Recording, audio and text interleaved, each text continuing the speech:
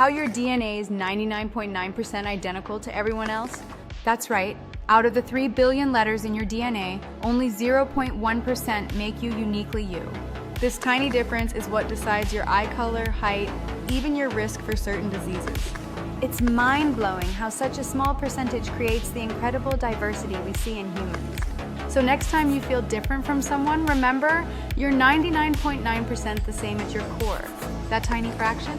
It's nature's way of writing millions of unique stories using the same genetic alphabet. Want more fun facts that break down biology into simple science? Hit follow and dive deeper with us every week.